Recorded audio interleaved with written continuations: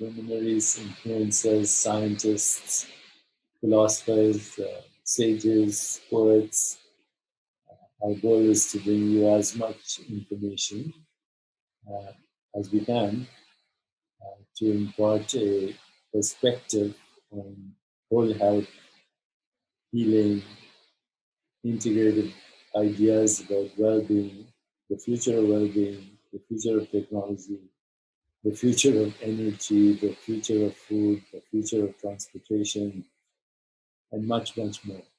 But today I have a very special guest, and I have another special guest, Rajnish Khanna, who has been in these conversations before. Introduce our special guest. Before that, I just want to say something, and this is important for me to say because it's part of my history. I'm an internist, endocrinologist, later trained in neuroendocrinology. And as an internist, when patients came to me and said things like, I changed my diet and my asthma went away, or I changed my diet, or my arthritis went away, or changed my diet, even had a remission in cancer while I was going through the treatment as well. Changed my diet, my mood improved. Changed my diet and inflammation went away. Honestly, I didn't believe my patients. I had no training in how that could possibly be. So I would kind of smile and say, good for you. But I didn't know how to explain how diet could be so crucial in both the prevention of chronic illness and sometimes in the reversal of chronic illness, but also so crucial in every aspect of our mind, emotions, mood, and just sense of well-being. So when all this literature started to emerge about the microbiome, we've been having these conversations before, the extra genetic population that we have in our bodies, maybe many-fold more microbial genes than human genes, only 25,000 human genes and maybe 2 to 20 million bacterial genes, depending on where you live. The role of diet in regulating mood and well-being is obvious. And so I'm very grateful now to talk to experts like Rajnish, who is an expert in photobiology, but also has helped me understand the planetary microbiome much better than I did before. And today we have a very special guest, Harold McGee, who has an amazing new book that I'm going to start reading right away, but I haven't read, so in all honesty, Rajnish, why don't you introduce our very special guest, Harold McGee, and then I'll start with asking him some questions and come back to you.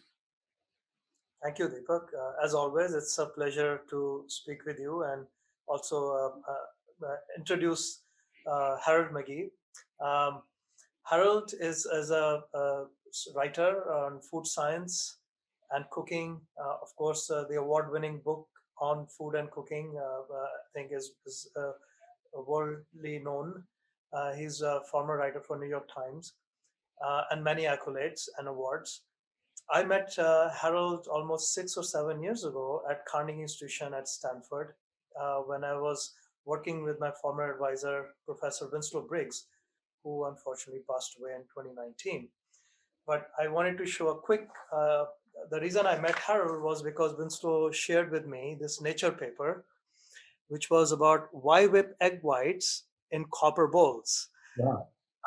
It was an amazing read, and maybe Harold will tell us a bit about it. But and then, of course, as I started working towards my own development into iCultivar and Terra Local, Harold has been an advisor to me through all of this time, and I really appreciated his inputs.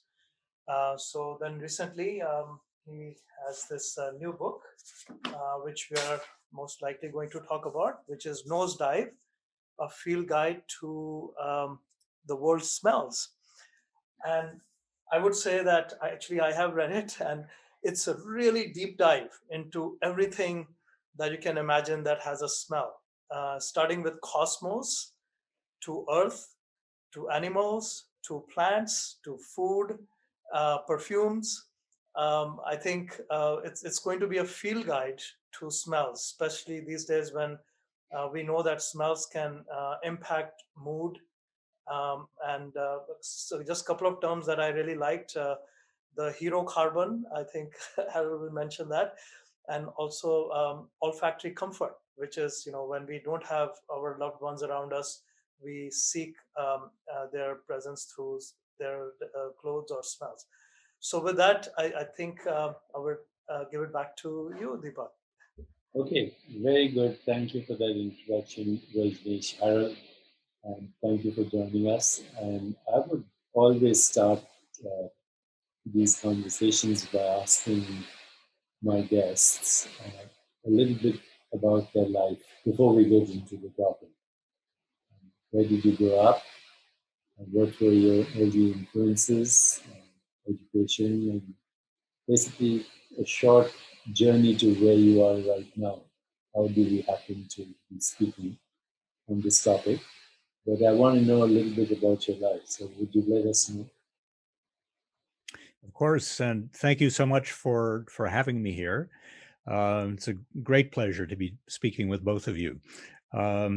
So I was born in 1951 on the East Coast of the United States, very shortly after my parents had arrived, in fact, from India via the Suez Canal. My father was a chemist who had gone to India to help out with the establishment of the National Chemical Laboratories in Pune. And he there met my mother, who was working in the laboratory as a secretary.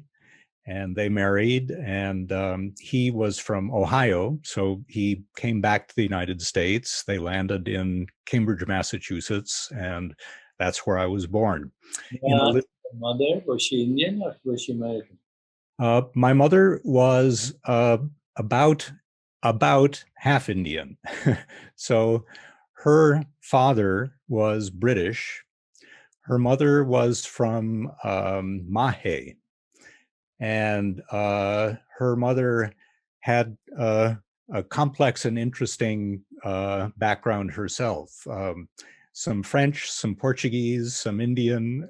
So Okay, anyway. sorry for the interrupt. Then you came back to Boston, Massachusetts, or Cambridge, Massachusetts. Yeah.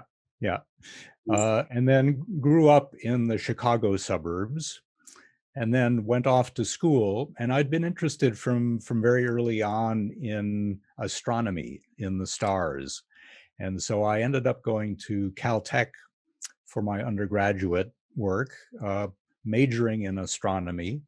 But while I was there, I realized, taking various other courses, that in fact, I really wasn't so much interested in modern day astronomy, which at the time involved waiting in line to use the campus computer to do homework calculations and things like that.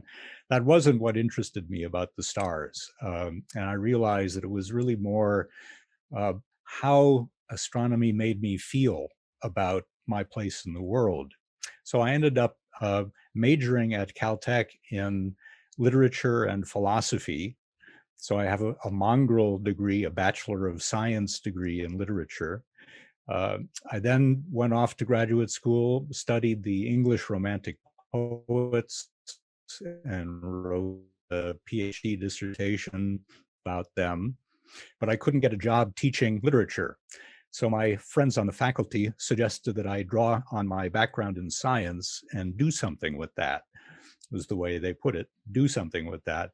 And long story short, I settled, this was the late 70s, on writing about the science of everyday life. And I chose food and cooking because it really hadn't been looked at in that way. There was interest from a publisher in a book about that subject. So I wrote a book about the science of cooking. And it turned out to be just a wonderful detour in my life because it became the highway. I fell in love with the subject and have never left it. And so I have been writing about the science of food and cooking since the late 1970s. This book about smells came out of that interest in food and cooking because I was interested, of course, in flavor, in the pleasure that we take in food and drink. And I thought initially that I was writing a book about flavor. It ended up, however, being a book about, in a way, the flavor of the universe and not just food and drink. Wow, I mean, that's an extraordinary story, extraordinary journey. As a physician, I know that certain diseases have certain smells, that dogs can diagnose certain diseases and even identify people who have drugs in them and so on. That smells are species specific, but also culture specific, of likes and dislikes. And perception is learned phenomenon. But I want to hear from you what I should expect when I read the book. Please hold up your books. I don't have a copy right now. Can I all show the book? Keep it held there. It's called Nose Life. Yeah.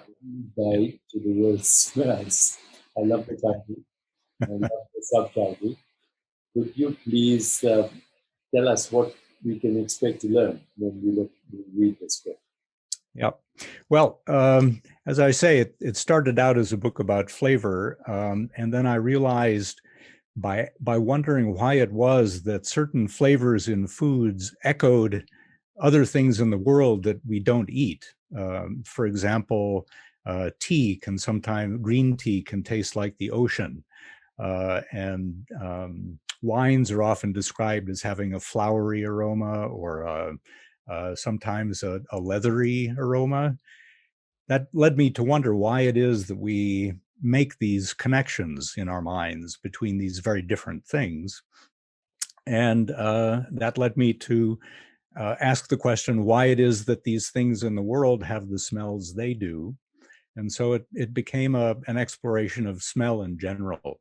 So I start out by talking about the nature of smell, that when we smell something, we're actually detecting little bits of that thing. Smell is, in a way, the most direct access we have to the material world around us, because in the case of vision and hearing, the evidence we're getting is indirect. It's reflected light waves or radiated light waves, but not the material itself. In the case of hearing, it's pressure waves in the air. But in the case of smell, we're actually detecting little bits of the material world. And in fact, for a moment, they become part of us, because what happens is that they fly through the air into our noses, and there are receptors waiting there to detect whether they're present or not. And in the moment that the receptor binds to them, that molecule is actually a part of our body. It's then released, and we go about our business. But for a moment, that molecule has been part of us. Let's hold it right there, because so far I totally get what you're saying. You smell something; it's directly a particle of matter in the nose that interacts with the receptors and sends a message. But you're also saying that that particle of matter is now part of our body, which I get totally. And therefore, it's the direct experience. But, talking to other scientists who look a little deeper into quantum mechanics or force fields, they say that actually we never touch anything, that even when I touch something or a receptor touches a molecule, actually it's force fields, electrons bumping into electrons. And so all you get is the information that is on the surface of the molecule, not what's actually in there, even the thing in itself, as Immanuel Kant, since you're a philosophy major as well, that He said we can never know the thing in itself. Everything is reflected, but what is the thing in itself? And the thing in itself is a perceptual activity. I feel, and in this case, it's a perceptual activity, which we call a human perceptual activity, which is a very narrow band of experience within the range of smells or sensations or images or feelings or thoughts, and this huge, enormous reservoir of infinite possibilities, then squeezed into the volume of a molecule, going in the span of a few minutes. It becomes an experience, and it's uniquely ours. I mean, it's firstly uniquely human, but also uniquely personal. But keep going, because what you're saying is very interesting right now. There are species perhaps that smell COVID-19. I don't know. Right? Other organisms who have access to information that we don't. And maybe in the future with VR and other technologies, we can access this wide range of experiences. And this has huge implications for what is called the hard problem of consciousness, that actually we don't experience the material world at all. We experience only our own perceptual activities and how we interpret them. But I want to keep hearing your journey from where you left off. And I'm sorry for interrupting, but you gave me so many things to think about already. Well, and likewise, please interrupt with comments like that anytime, because that brings to me a wonderful shift in perspective that I really appreciate. Anyhow, so smells are stimulated by little bits of the material world around us, and they have to be small enough to kind of fly through the air and get into our noses. If they're too big, that doesn't happen. They're stuck for one reason or another. And so when we experience things by virtue of their smells, when we notice echoes like the echo of the ocean in green tea, what we're noticing are molecules that those two different things share. And our perceptual system is able to make the connection. It's we have a database of experiences and associations, and so when there's a molecule in a leaf of green tea that's also found in the ocean, then we will often think of the ocean, and that's how we might describe that aspect of the flavor. But then it started eating seaweed wafers. And I have the experience not only the ocean, but all the fish and everything else that lives in the ocean. So it speaks to me, what they say.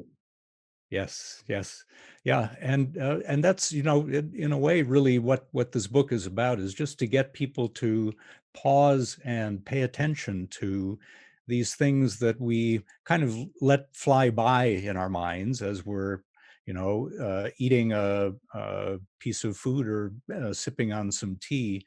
Often we kind of register these things semi-consciously, but if we actually do pay attention to them, then we can begin to notice things about the things of everyday life that make connections with the rest of the world and help us understand this kind of invisible web of relationships and connections and experiences that otherwise just isn't evident. What you're saying, Harold, is so interesting that in a little bite of food, if you pay attention to the smell, and of course smell is connected to flavor, right? If you lose your sense of smell, you probably also lose your sense of taste. But if you pay attention and you see the connections, you can discover the entire universe in a food item, in a carrot, or in a wafer, or in a piece of ice cream. It doesn't matter what it is. You go all the way. You discover the cosmos, the universe, right there. That's right. I agree wholeheartedly. In fact, I was going to say, I started out my life interested in the stars, in astronomy, and then took this detour off into food and drink. But then when I began to look into smells, I began to wonder not only why is it that you find these particular molecules in the ocean and in green tea leaves, but if we had been around from the beginning of the universe, when would we first begin to recognize smells that are common on the earth today? And so I asked that question, and it turns out that, of course, radio astronomers have been able to detect the presence of all kinds of things millions of light years away by virtue of their spectroscopic signatures. And it turns out that many of the things that we encounter every day here on Earth are actually out there simply by virtue of the nature of the elements of the material world and energy. So under the right conditions, carbon atoms and hydrogen atoms and oxygen atoms will react with each other in ways that give rise to smells that we associate with things like fruits and vinegar and solvents, just the full gamut of experiences that we have here on Earth. They're already out there. And it didn't take a planet or plants or animals to make many of them. I mean, some are very specific to the plant kingdom in particular, but it's simply in the nature of matter and energy that these molecules will be formed under certain conditions, and that we have the equipment, the apparatus to register their presence. And that I found just astounding. Yeah, I find that totally astounding, the fact that 96% of the elements in our body are just those four that you mentioned: carbon, hydrogen, oxygen, nitrogen. Acronym is CHON, CHON, and that's 96% of our body, including all the water and air and everything else. And the remaining 4% is all the other elements of the periodic table. But what I also read recently, which blew my mind, is that there are 2 trillion galaxies, that there could be 700 sextillion stars. I don't know how to write that. Uncountable trillions of planets, that the 50% of the atoms in our body could be from other galaxies, not even the Milky Way galaxy, sucked into our galaxy by a phenomenon called gravitational wind. So, in fact, your body is the entire universe, and it's not even a noun; it's an activity, because it's constantly recycling, transforming, evolving from bacterium to fungus to plant to animal to primates to human. The whole universe is inside you in that little bit of green tea. But given where we are right now, I want to bring in Rajnish and ask him, as a photobiologist, what has he learned from you, and what are the implications of this, not only from a practical point of view? There's lots of practical implications, like understanding the relationship of smell to sensory experience in general, to memory. Sometimes these days, I'm getting there. I'm 74 years old, and these days, sometimes in my meditation, I recall my childhood, and I can remember actually my mother's face. She passed away a long time ago, and I can hear her voice, but actually I can recall the smell of her shawl, of me sitting in her lap. And then the thought comes to me that the brain that recorded those experiences doesn't exist anymore, because every molecule, every atom in the brain that recorded those experiences, including those smells, doesn't exist anymore. This is a different brain. So where are those experiences recorded, those memories? Now, Indian philosophy would say that they don't exist in the brain. In fact, the brain itself is a memory, but when you look at the brain, you recognize it as a memory.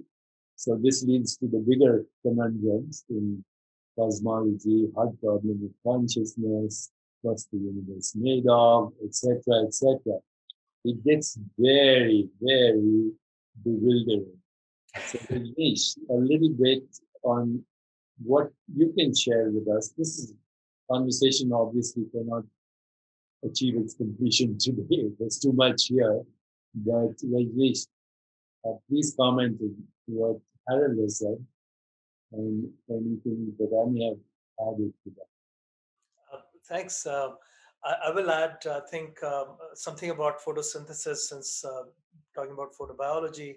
Also taking, borrowing from Harold's book, light obviously is integral to photosynthesis, and plants are able to make so much sugar that they have excess of sugar, as Harold writes in his book, and they store it. And each year there are layers and layers. We can tell how old a tree is based on those rings. And because the plants have this ability to accumulate so much sugar, and I agree with Harold. He writes that they had the luxury to do other things with them. So they will make these volatiles, and they'll make alcoholic alcohols, different alcohols that contribute to the smells. And so I think in terms of photobiology, I know this as a fact that there is diurnal regulation, and so genes come on at certain times of day and at night. So there is a synchronization of the external environment and what the plant is doing, and this synchrony is what we have adapted to with our experiences, and we've learned how to utilize the smells and identify what to eat, what not to eat, and of course the microbes play an important role. I think I would say the first half of the book extensively talks about how microbes contribute largely to the smells, especially animal body smells. And going to animal body smells, to the second part that you asked, Deepak, how is this useful? I think we are seeing this emergence of plant food, which is very good. I really like that plant food is being promoted. But then there's also this need that people have to have the plant foods taste and smell like fish, or plant foods taste and smell like meat. So that there is industries establishing very much focused on trying to make plants largely based on pea proteins to make them taste and smell like meat and other things. So obviously, we have strong likings, and we want to consume based on our habits and memory. And memory, I think we can have an entire different conversation of where memory is stored. Uh, but I will leave it at that. So I think smells and our experiences and our happiness is very tightly linked. So Harold, please expound on what you heard right now from me and Rajneesh. Well, so Rajneesh mentioned the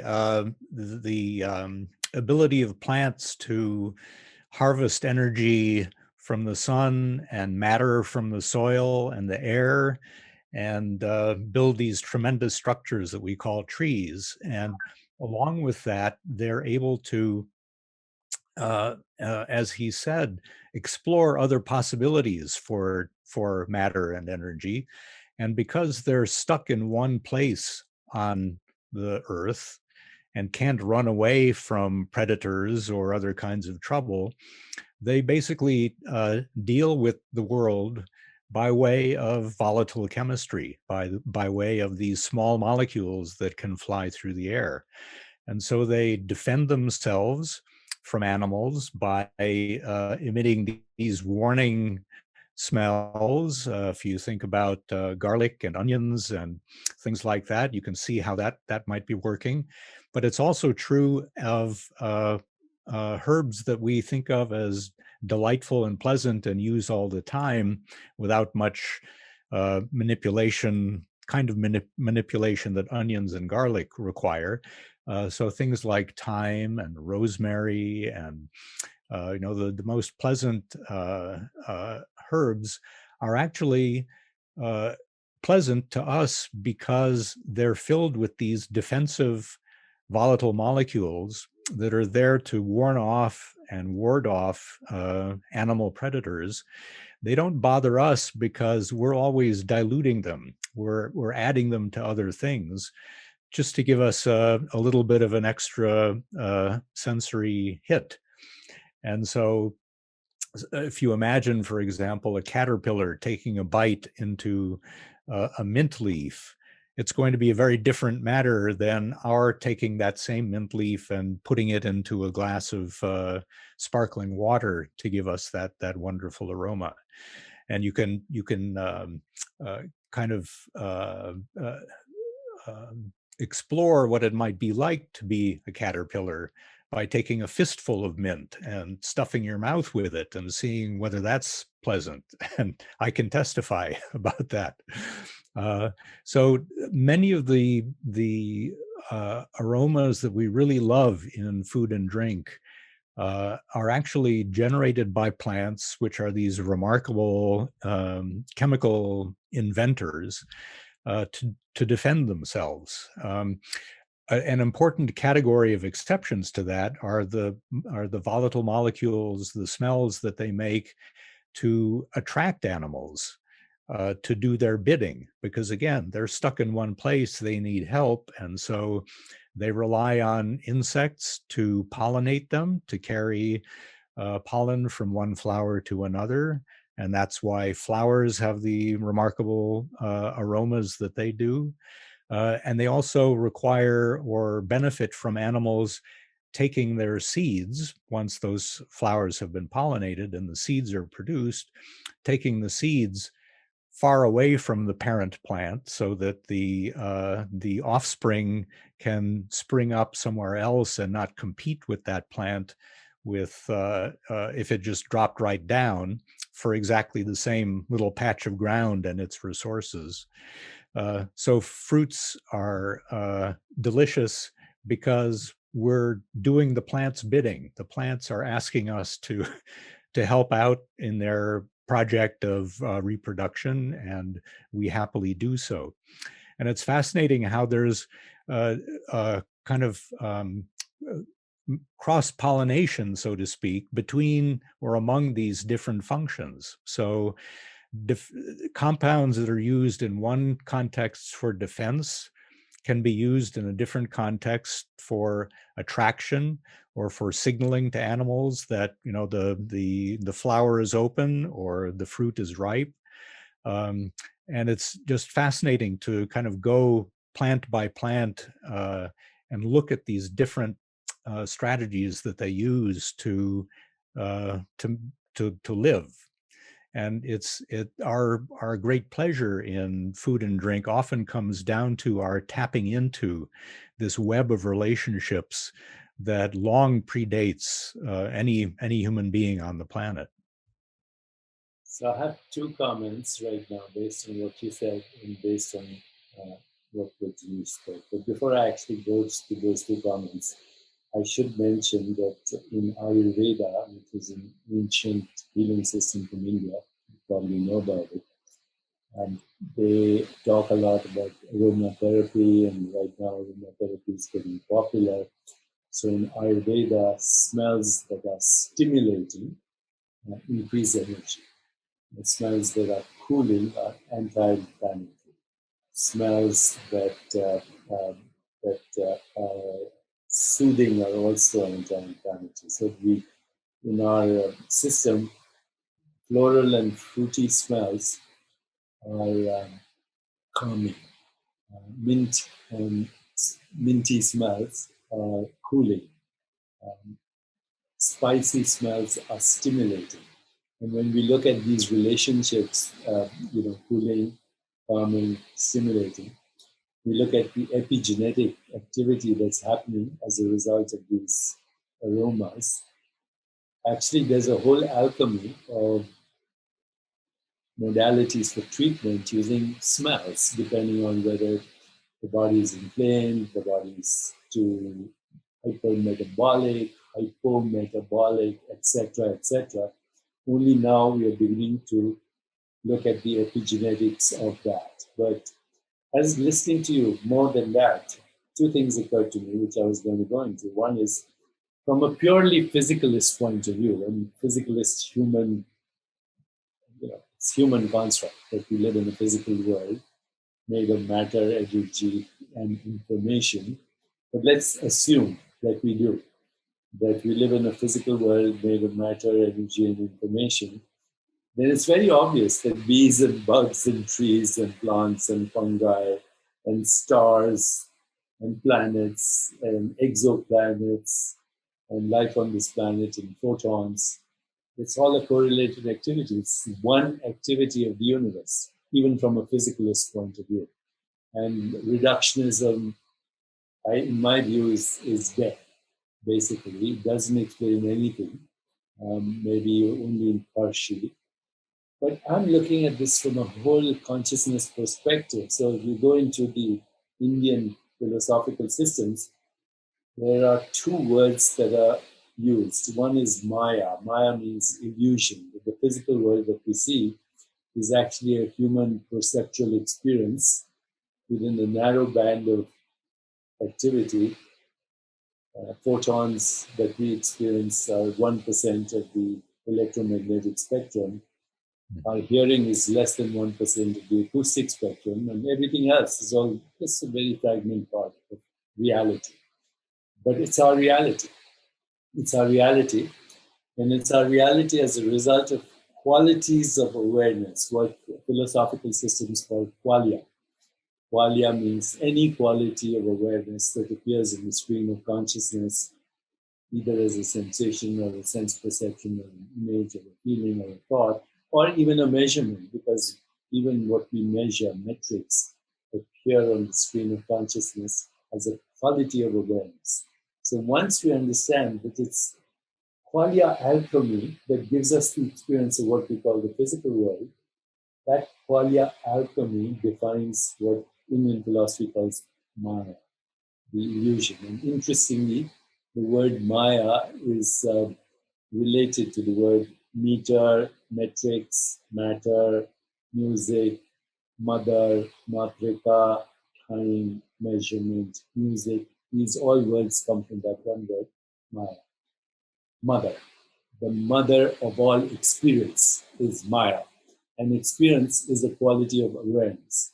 And what creates that is Leela, the play of consciousness, the creative play of consciousness that gives us the experience of an evolving universe. But it's all a magnificent dream in a non-local mind. And what the dream that you and I are experiencing is just a human dream. It's not a caterpillar dream or the dream of an insect with 100 eyes. But this is the dream, and this is the creative play of consciousness. And unless we are actually enjoying this creative play and recognizing that it's a dream, we are not in touch with reality. And the whole goal of Eastern philosophical systems is to actually penetrate the dream into the experience we call self-realization, where we know that we are the projector of the dream, the director of the dream, the protagonist, the villain, and the hero all at the same time. We are fictional characters in a collective dreamscape that is woven in the matrix. In fact, the word matrix is also related to the word Maya. That's woven in the matrix of human experience and interconnected with all sentient beings, whether they're plants or animals or bacteria, it doesn't matter. But we are participants in the creation of the universe. I'll leave it at that. If Rajnish, you want to make a comment, and we'll give the last word to Harold. I want us to hold up the book so our listeners and our participants can get the book, and we can all, at some point, after I've read the book very carefully once again, continue this conversation because it's delightful. Rajnish, first you. So I'll follow from what you said, Deepak. I think I completely agree. To me, the sensations and the smell. If I drink cola or if I drink juice and I use a straw, I'm enjoying the sensations of the flavors and everything. I myself may be disconnected in certain ways from that experience, but I can enjoy that experience nonetheless because it's going through all those sensations.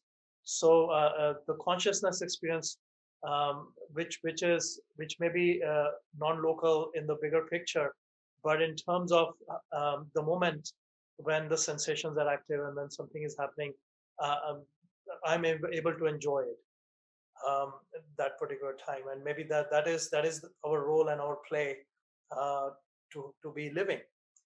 So that's all I will say, and I will show the book again, and then again after Harold's comment. There's Okay, the book. that's very good. But the conclusion you gave me right now is joy is the only measure of success. Joy is the only measure of well-being. If you don't have joy, it's wasted.